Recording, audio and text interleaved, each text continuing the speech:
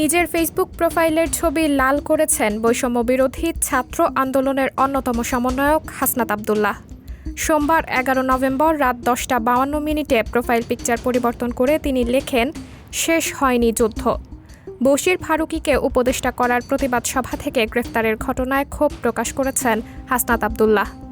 এর আগে বৈষম্যবিরোধী ছাত্র আন্দোলন চলাকালে ছাত্র জনতাকে নির্বিচারে হত্যার প্রতিবাদে ফেসবুক প্রোফাইল লাল করেছিলেন হাসনাত সহ অন্য সমন্বয়করা।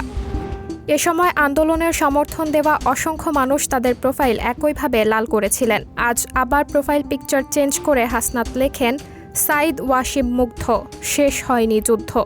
134 জুলাই 2024। এর কিছুক্ষণ আগে আরেকটি পোস্টে উপদেষ্টা পরিষদে শেখ বশির উদ্দিন এবং মোস্তফা সরওয়ার ফারুকী জায়গা পাওয়ার সমালোচনা করেন তিনি। হাসনাত লেখেন, বশির ফারুকীকে উপদেষ্টা করার প্রতিবাদ সভা থেকে গ্রেফতার করার ঘটনা চরম ফাইজলামি, এগুলো ভণ্ডামি। আপনারা হাসিনা হয়ে ওঠার চেষ্টা কইরেন না। হাসিনারেই থোড়াই কেয়ার করছি, উৎখাত করছি। আপনারা কোন হনু হইছেন? এর আগে আকিজ গ্রুপের ব্যবস্থাপনা পরিচালক শেখ বশির উদ্দিন ও চলচ্চিত্র নির্মাতা মোস্তফা সরওয়ার ফারুকীকে অন্তর্বর্তীকালীন সরকারের উপদেষ্টা করার প্রতিবাদে চট্টগ্রামে তাওহিদি ছাত্র জনতা এর ব্যানারে আয়োজিত এক সভা পণ্ড হয়ে গেছে।